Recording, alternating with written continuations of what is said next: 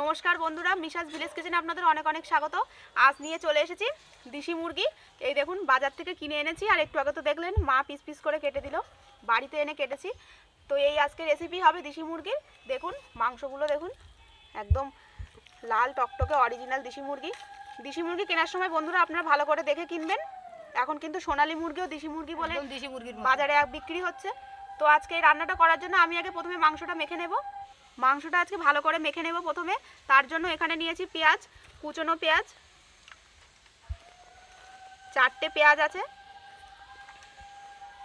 এবার দিয়ে দেব রসুন বাটা, আর দেব ছাড়ানো গোটা রসুন,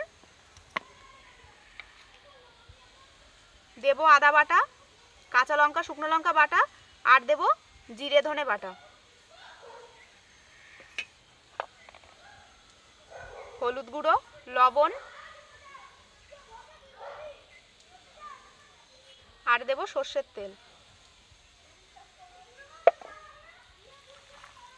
দিয়ে ভালো করে মাখতে হবে। ভালো করে মাখিয়ে নিতে হবে। এইভাবে মাখিয়ে রান্না করার কিন্তু একটা আলাদা স্বাদ আছে বন্ধুরা।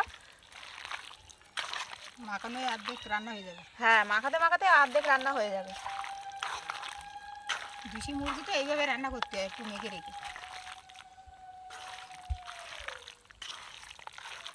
এইভাবে ভালো করে বন্ধুরা মাখিয়ে নিতে হবে। আর মাংসটায় দেখুন তেল হয়েছে, দেখুন চর্বি, দেখুন খুব অল্প তেল দিয়ে রান্না করতে হবে, কারণ এই মাংস থেকে চর্বি তেল গলবে। আমার মাখানো হয়ে গেছে। এভাবে ঢাকা দিয়ে রেখে দেব। উনুনটা ধরিয়ে নেব।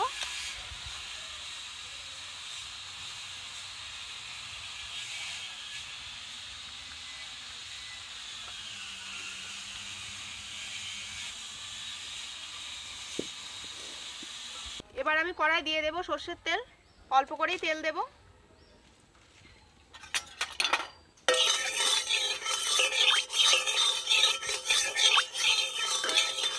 আমি আলুগুলো ভেজে নেব।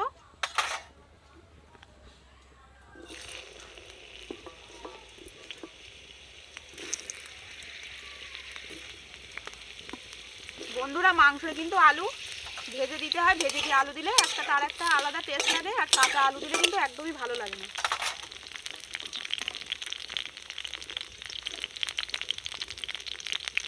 আলু ভাজায় লবণ দিয়ে দেব, আর দিয়ে দেব হলুদ। দিয়ে আলুটা একটু ভালো করে ভেজে নেব। আলুগুলো ভাজা হয়ে গেছে, এবার আমি তুলে নেব।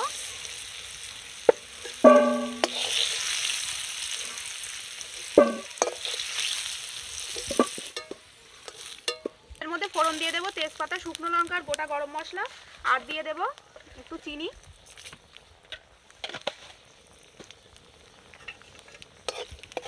এবার মাংসটা দিয়ে দেব।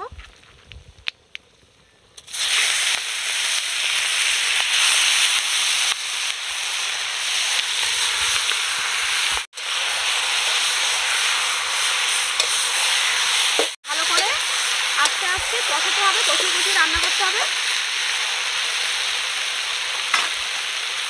এরকম ঢাকা দেওয়া হবে। এবার আমি কুচনো টমেটো এর মধ্যে দিয়ে দেব।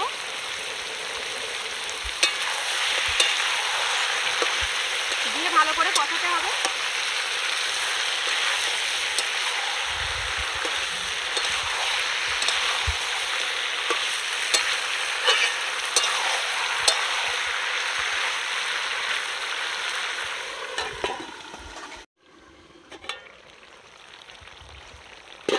ভেজে রাখা আলুগুলো দিয়ে দেবো।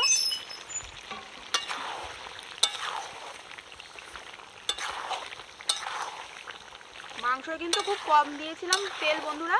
দেখুন, এই দেখুন তেলটা, দেখুন এখানে তেলটা ভেসেছে, দেখুন একবার।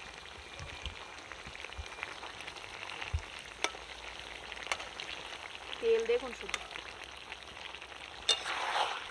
শীতকালে দেশি মুরগিতে বন্ধুরা প্রচুর তেল হয়, আর খেতেও কিন্তু খুব সুন্দর লাগে। আর দেশি মুরগি কিন্তু স্বাস্থ্যের পক্ষেও ভালো।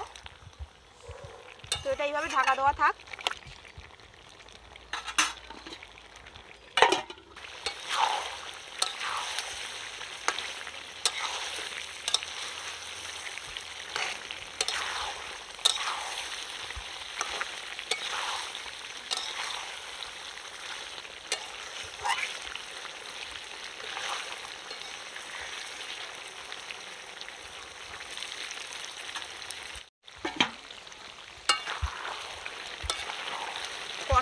দেখুন বন্ধুরা, মাংসটা না আজকে একদম পুরো জমে যাবে। কালারটা দেখুন একদম।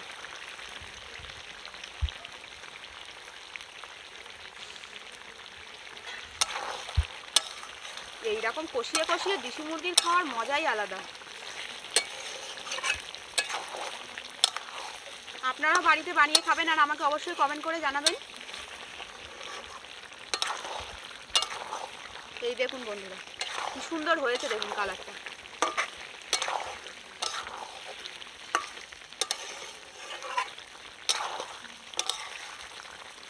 কষানো আমার হয়ে গেছে। এবার আমি এর মধ্যে জল দিয়ে দেব।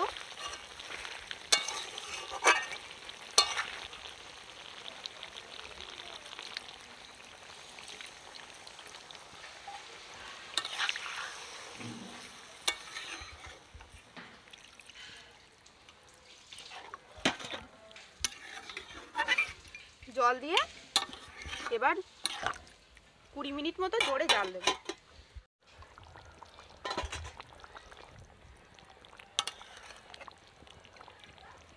দেখুন ঝোল প্রায় ফুটে এসছে।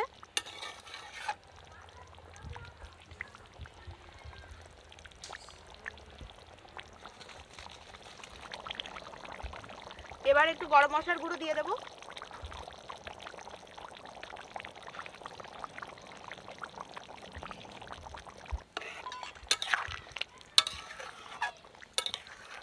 হয়ে গেছে রান্নাটি, এবার নামিয়ে নেব।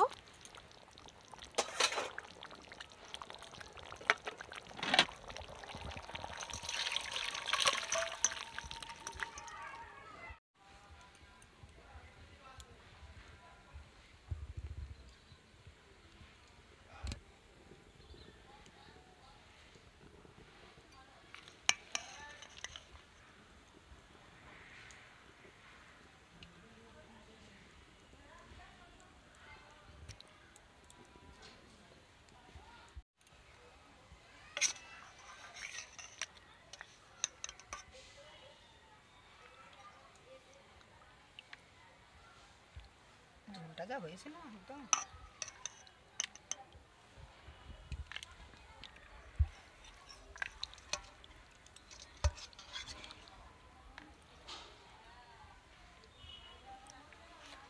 দেশি মুরগির ঝোল আর গরম গরম ভাত, আজকে দুপুর একদম জমে ক্ষীর।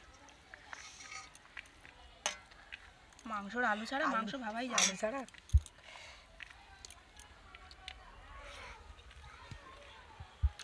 বাবা একটু বিশাল গরম। দেশি মুরগির মাংস একটু ঝোল ঝোল করতে হয় বন্ধুরা, দারুণ দারুণ। সুপার। মাংসগুলো দেখুন কি সুন্দর সিদ্ধ হয়েছে।